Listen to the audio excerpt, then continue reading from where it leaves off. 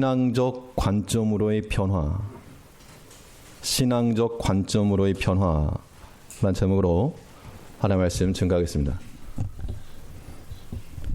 사람의 행동의 변화라고 하는 것은 그 생각과 사상의 변화에서부터 시작됩니다.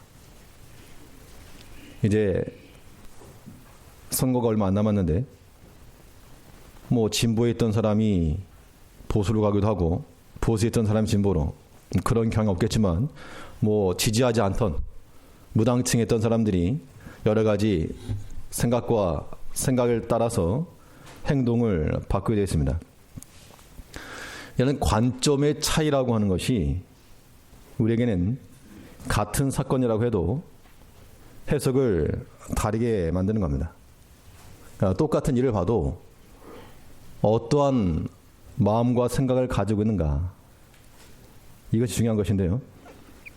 우리에게는 특별히 이 육체의 생각이 있고 육적인 관점이 있고 또 영의 생각이 있어서, 영혼의 관점이 있어서 우리가 어떠한 관점을 가지냐에 따라서 보이는 게 다른 겁니다. 육의 관점으로 갖는 사람은 생각하는 게 항상 육에 속한 것이고, 영의 관점을 가지고 있는 사람은 거기에서 우리 또한 영혼의 유익함과 하나님의 뜻을 찾아낼 수 있는 겁니다. 오늘날 우리가 당한 모든 시점에 있어서도 사람의 생각으로만 생각하지 마시고 다 하나님의 뜻과 그 의미 안에서 살피고 돌이킬 바를 돌이킬 줄 아는 그러한 삶의 자세를 우리가 가져야 되겠습니다. 그러면 이 신앙적 관점을 얻기 위해서 우리에게서는 어떠한 변화들이 수반되어야 될 것인가, 본 말씀을 통해서 살펴보겠습니다.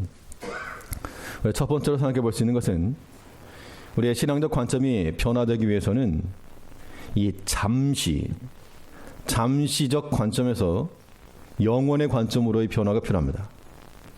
그러니까 보고 듣는 것들이 잠시인 것, 순간적인 것, 곧 지나갈 것, 이것을 쳐다보는 사람과 영혼이 있을 것, 이것을 생각하는 사람은 전혀 다른 결과를 가져오는 겁니다. 우리 믿음으로 본다는 게 무엇인가 하면, 믿음으로 본다는 것은 장차 있을 것을 생각하는 능력입니다. 내가 믿음이 있다 없다 차이는 이 장차 있을 것을 생각하는 능력인데, 이 믿음에 관해서 히브리에서 말하는 대로 믿음은 바라는 것들의 실상이요, 하나님 뜻 안에 서겠죠. 그 때문에 우리가 지금 있다가 곧 없어지고 사라질 것, 여기에 초점을 두는 것은 성경적 바른 관점이 될 수 없다, 그 이야기입니다. 우리가 무엇에 관심을 두고 사는가, 물질에 관심을 두고 혹은 인간적 즐거움에 관심을 두고, 사실 그런 것들이 영원한 것이 될 수 없기 때문에 신앙적 관점으로 보는 것이 아니라는 겁니다. 오늘 본문에서 이 바울 사도는 이 빌레몬에게 뭘 말하고 있는가 하면, 영원한 것, 잠시의 것 말고 영원한 것으로 생각하고 바꾸라, 이걸 권하고 있습니다. 우리 15절 말씀을 보시면, 1장 15절에서 저가 잠시 떠나게 된 것은 이를 인하여 저를 영원히 두게 함이니, 이건 오네시모에 관한 이야기입니다. 이 오네시모를 바울에게, 이 빌레몬에게 돌려보내면서 하는 말인데, 여기서 잠시와 영원이라고 하는 것은 이 빌레몬과 함께 있는 시간을 의미하진 않습니다. 사람이 영원히 살지 못하기 때문에 빌레몬에게 돌아갔다고 해서 영원히 있는 게 아니죠. 이 말인즉슨 빌레몬이 자원하는 마음을 가지고 또 선한 마음으로 이 오네시모를 형제와 같이 받아들이고, 종이 아니고 또 바울을 위해서 수종될 수 있도록 내어주게 되면 그 믿음의 일이 영원히 남는 것이다, 그 이야기를 하고 있는 겁니다. 잠시를 버리고 영혼을 택했다는 것이고, 이러한 관점이 우리 성도의 생각과 사상이 되어 마땅합니다. 우리들도 마찬가지인데 우리가 지금 눈에 보이는 모든 것들은 다 잠시 것들입니다. 이 잠시에 있는 것들을 영원의 것으로 어떻게 바꾸는가? 바꾸는 방법은 주님께 드리는 겁니다.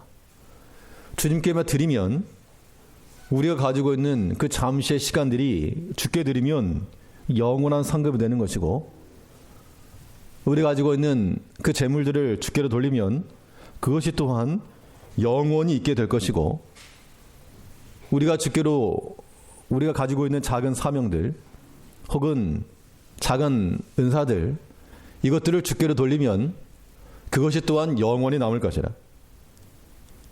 그런데 우리는 이 거꾸로 하나님께서 우리에게 영원에 대한 자산을 주신 그런 시간을 가지고 육체를 위해서 일하고, 또 주를 위해서 쓰라고 주신 재물들을 가지고 자신의 육체를 위해서 쓰고,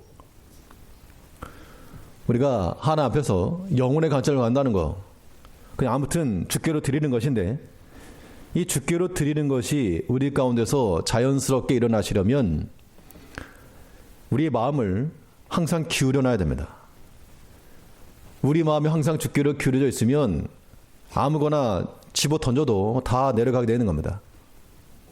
이 마음이 헛된 데 가 있고 세상에 가 있고, 그러니까 우리가 고민이 되고 혹은 갈등이 일어나는 것이지, 처음부터 주께로 우리 마음을 기울여 놔 버리면 어떤 것이든 다 내려가는 겁니다. 주께로. 이 잠시적 관점에서 잠시 있는 이것을 가지고 영원한 것으로 바꿔낼 줄 아는 그런 지혜가 우리 가운데 있어야 됩니다. 성경에서는 이 잠시의 것에 대해서 몇 가지를 말씀하고 있는데, 이 잠시의 쾌락으로 영원한 즐거움을 지우는 자가 되지 말라 그랬습니다. 우리 육에 속한 것들은 다 스쳐가는 그런 바람과 같아서 세상에 주는 기쁨이라고 하는 것은 곧 말라버리는 물기입니다. 곧 없어질 것이죠. 그러니까 이 잠시의 쾌락을 손을 대는 자들은 어떤 특징을 갖는가 하면 거의 후회합니다. 후회. 우리 경험상에 나오는 것들이죠. 내가 육에 속한 것에 대한 즐거움을 추구할 때 그 지나고 나면 물기가 다 말라버리니까 후회가 밀려온다는 겁니다.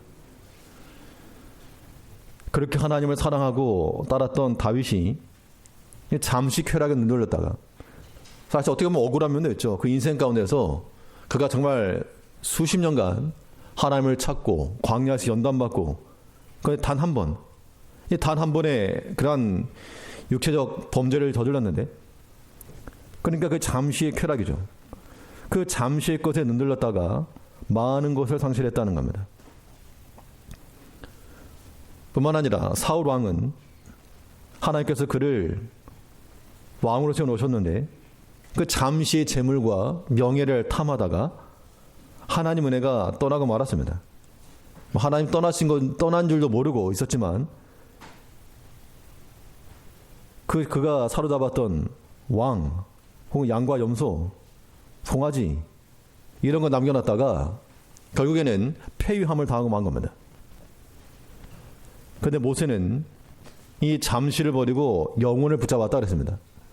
그래서 히브리서에 보면 이 모세에 대해서 평가하기를 하나님 백성과 고난받기를 잠시 죄악의 낙을 누리는 것보다 더 좋아하고, 물론 그 당시는 도망간 거지만 하나님께서 그를 평가하시기를 하나님의 백성과 고난받기를 즐거워했다. 잠시 죄악의 낙을 누리는 것보다 하나님의 백성과 고난받기를 더 좋아하고, 이것이 영혼의 관점을 갖는 백성들의 모습인 겁니다. 영혼에 대한 현실 감각이 있어야 되겠는데 현실적 감각이 없다 보니까 그냥 먼 나라 이야기, 나와는 관계없는 것처럼 여기다 보니까 그냥 뜬구름 잡는 게 된다는 겁니다. 근데 실상은 좋은 건 거기다 있는 겁니다.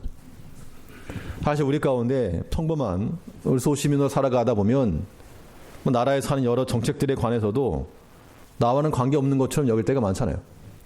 뭐 증권이나 뭐 증권이 됐든지 무슨 경제 성장이 되었건지 우리랑 전혀 관계없는 것처럼 보여도 그에 대해서 온갖 비리가 일어나는 걸 보면 거기 아무튼 먹을 게 많은 모양입니다.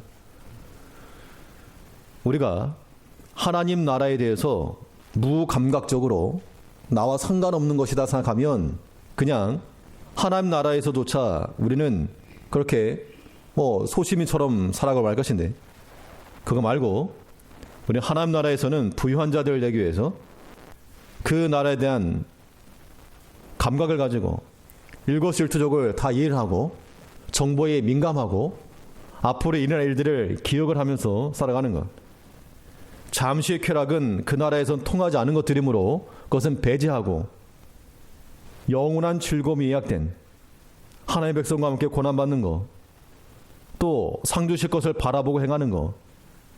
모세와 바울이 미련하고 혹은 지식이 없어서 하나님 앞에 나간 게 아니고 그는 참으로 현실적 감각을 가졌다는 겁니다. 왜냐하면 장차 나에게 이것이 영광으로 돌아올 것을 알기 때문에 내가 고난받는다, 그 말했거든요. 상 주실 것을 바라보미라. 그 상에 대해서 이게 무슨 상이냐 모르죠. 모르지만 우리 믿음으로 행한 일들에 대해서 하나님께서 반드시 응답해 주실 것, 이거는 믿는 겁니다. 그래서 우리가 바울도 마찬가지로 우리 잠시 받는 환난에 경한 것이 지극히 크고 영원한 영광에 중한 것을 이루게 함이니, 잠시 받는 환난에 경한 것, 이것이 영원한 영광에 중한 것을 이루게 한다 그랬습니다. 우리 믿음 안에서 잠시 받는 고난을 경히 여기지 말고 이것을 우리가 중요하게 여길 줄 알아야 됩니다. 사람이 약속이 있는데 중요한 약속이 있으면 있을수록 그 일들을 미리 생각을 하고 또 미리 예약을 하고 가는 거 아니겠습니까? 하다못해 일주일 뒤에 무슨 약속이 있다. 근데 그 약속이 중요하다. 그럼 지금부터 그거 생각하는 겁니다. 한 달 뒤에 무슨 일이 있다. 근데 그게 중요한 일이다. 그럼 한 달 전부터 그거 준비하고 가는 겁니다. 거기 온통 마음이 거기 가는 거죠. 우리가 하나님 나라의 일도 마찬가지로 하나님 나라 일이 우리에게서 중요한 일이 되어서 그거 신경 쓰느라고 거기에 마음에 다가서 행동할 줄, 다른 건 염두에 안 두고 하나님 나라에 관한 거, 그거 신경 쓰는 거, 이것이 우리가 영혼의 관점을 가지고 사는 게 되는 겁니다. 이 땅 가운데서 우리 보고 들을 것 참 많지만 그런 것들 가운데 우리 마음에 남는 거 없다는 겁니다. 또 그런 것들이 우리 마음 가운데서 유익함을 주는 것도 없습니다. 그 당시만 즐겁지 지나고 나면 다 헛된 것이라. 아무리 재미있는 드라마를 보셔도 끝나면 끝입니다. 또 아무리 즐거운 취미생활을 해도 끝나면 끝인 겁니다. 우리가 그런 것들이 우리 마음의 80~90%를 차지해서는 안 되고, 세상 살아가다 보면 그런 것도 뭐 있긴 있어야 되겠지만요, 하나님 앞에 나가는 하나님 나라가 우리 마음의 중심을 잡고 있어야 됩니다. 그래서 흔들리지 않고 어떤 경우에서라도 그 영원한 나라, 하나님 나라를 선택해 나가는 그런 마음을 가지고 나가는 것, 이것이 하나님의 백성들에게 꼭 필요한 행동이 되는 겁니다. 이제 우리가 이 잠시적 관점에서부터 영혼의 관점으로 이 관점의 변화가 일어나서 눈에 보이는 거 혹은 육체의 소욕을 따라 요거 따라가지 마시고, 이거는 윤리적 도덕적인 게 아닌 겁니다. 우리가 이런 영혼의 관점을 가지시려면 어떤 마음을 가셔야 된다고요?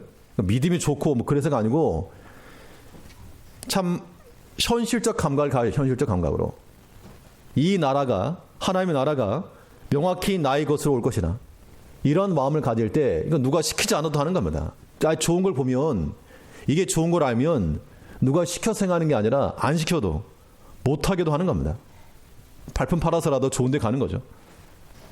이제 하나님 나라에 우리의 먹을 게 있고 우리의 영원한 것이 있고 모든 즐거운 게 거기 다 있다.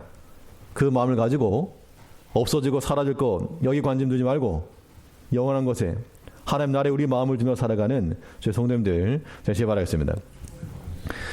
두 번째로 생각해 볼 수 있는 것은 이 신앙적 관점을 얻기 위해서 어떠한 변화가 수반되어야 되는가. 이 무심적 관점에서 유심의 관점으로 변화가 되어야 되겠습니다. 무심이라고 하는 것은 자신과 관계없다는 것에 대한 표지죠. 나랑 관계없다. 이게 이제 마음이 없다는 겁니다. 반대로 유심이라고 하는 것은 마음을 두고 자신과 관련된 영역으로 확장시키는 겁니다. 이 바울은 이 빌레몬에게 오네시모에 대해서 종에서부터 형제로 대하라고 이 관점을 유도하고 있습니다. 16절을 보시면 이후로는 종과 같이 아니하고 종에서 뛰어나 곧 사랑받는 형제로 될 자라. 내게 특별히 그러하거든 하물며 육신과 주 안에서 상관된 내게라. 이 종으로 본다는 건 무엇인가 하면 물론 종 자기 소유이긴 하지만 나와는 무관하다 그 이야기입니다. 주인이 종에 대해서 일할 때나 시키지 밥상에 함께 앉게 하거나 마음을 함께 하진 않겠죠. 그러니까 종으로 본다는 것은 나와 무관한 자로 본다는 것이고, 형제로 본다는 것은 뭐 종이 되었건 형제가 되었건 그 사람은 그 사람인데, 형제로 본다는 것은 마음을 열고 사랑의 관계 속으로 들어가게 하는 겁니다.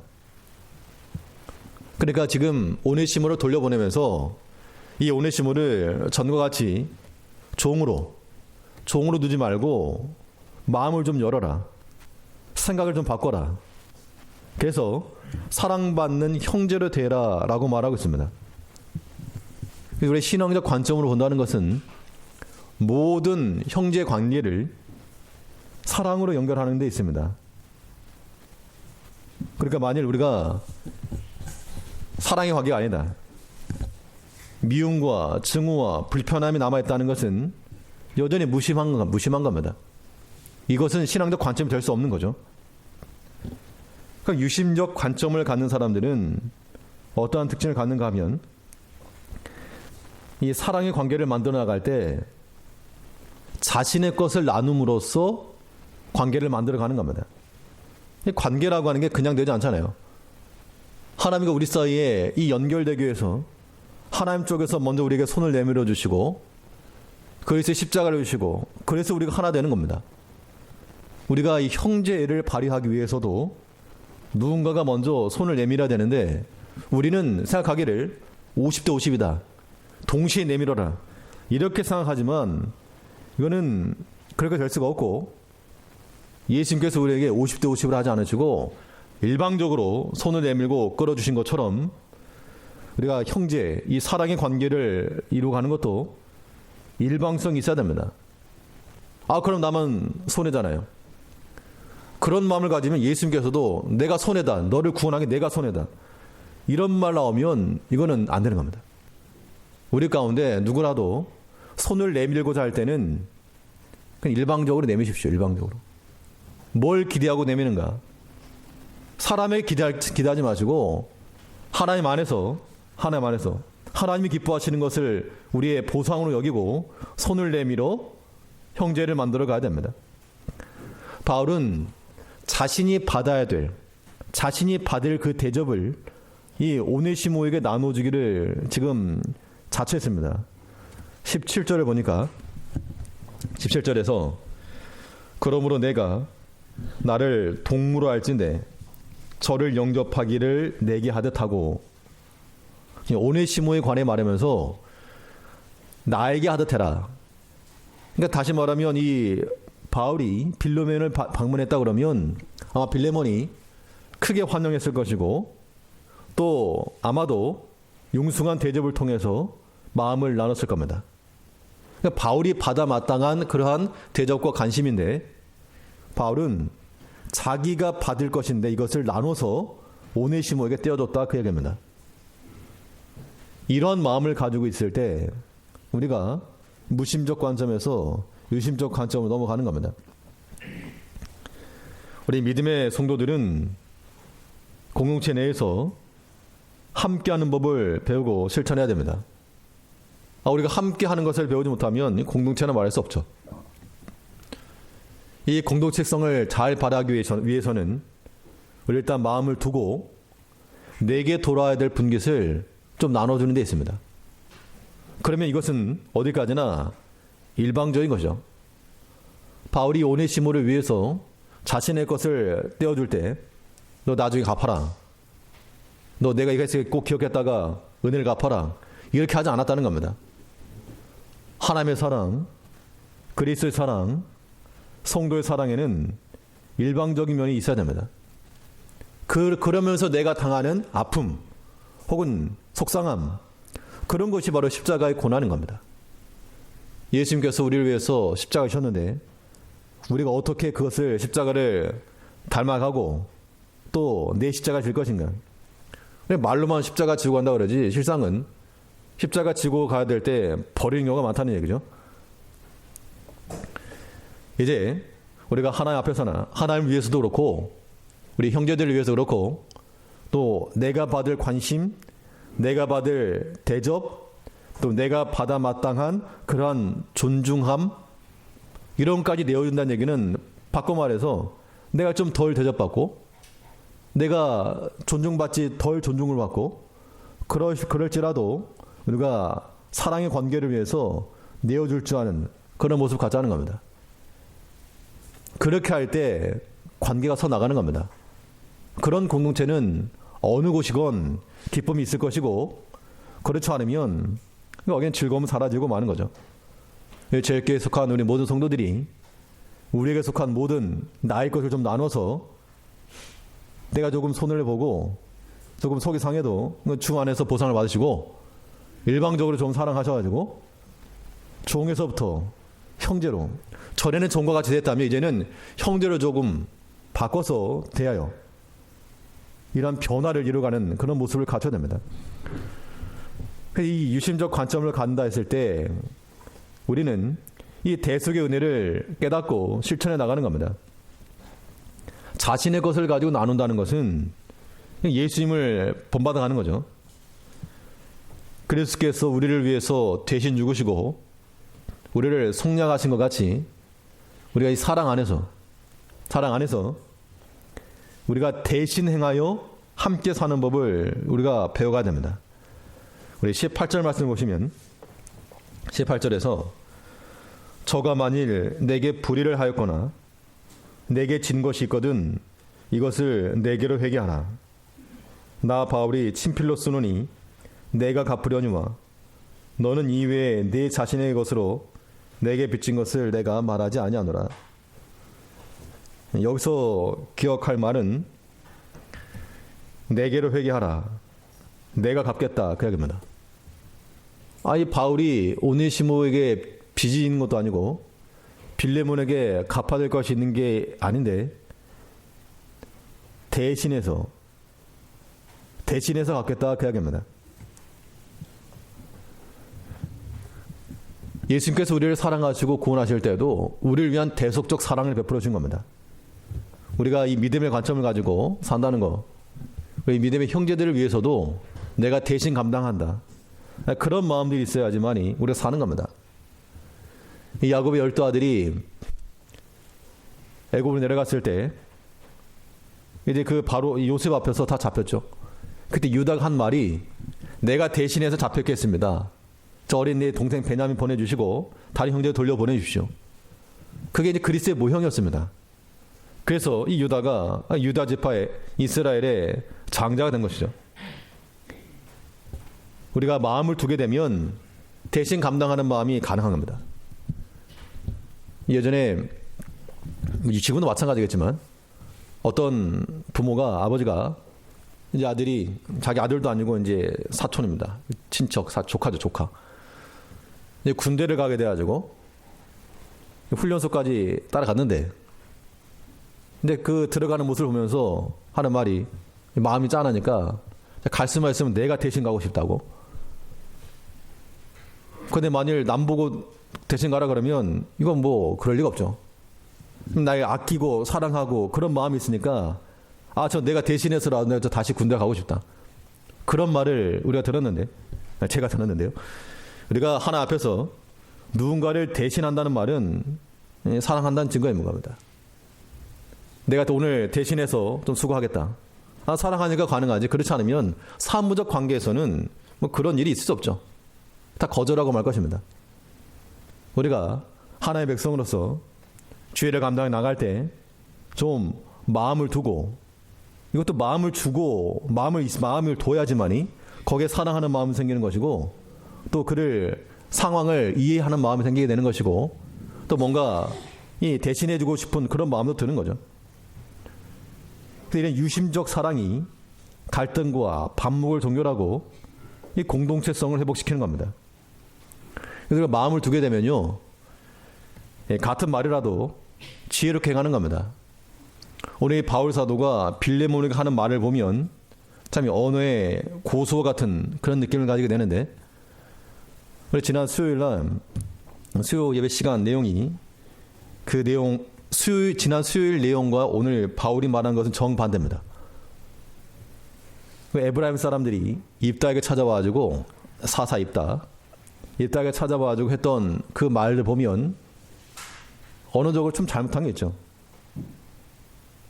입다의 아픈 것들 좀 건든 겁니다. 일부러. 입다가 어렸을 때부터 아버지 집에 가지 못하고 형제들에 쫓겨가지고 도망자로 살았는데, 이 에브라임 사람들 와가지고 입다 들으라고 하는 말인 겁니다. 너네 지파들은 우리 지파에 도망한 자들 아니냐. 근데 어렸을 때부터 내가 도망자로 살았는데 그 말 들으니까 기분이 좋을 리가 없는 거죠. 내가 좀 배움이 없는데 못 배웠다, 그런 말 들으면 이거 사람이 속이 상한 겁니다. 똑같은 건데 그런 상황을 이해하면 말을 좀 조심하고 순화할 필요가 있는데 그러지 못한다는 겁니다. 또 더 심한 말이죠. 입다가 전쟁에서 승리하고 돌아온 다음에 가장 먼저 나와서 영접한 자를 번제로 드리겠다 했는데 누가 나왔습니까? 무남 동료 딸이 나왔습니다. 그래서 그를 성경적 문맥에 의하면 번제로 드린 겁니다. 번제라고 하는 것은 불로 태운 거죠. 인신제사 드린 겁니다. 그게 옳고 그르냐를 떠나가지고, 근데 에브라임 사람들 와가지고 이 입다에 가는 말이 내가 너와 너의 집을 불사르겠다. 그러니까 지금 입다 입장에서는 자기 말 실수로 인해서 딸을 잃어버린 아픔이 있었는데 그걸 또 건든 겁니다.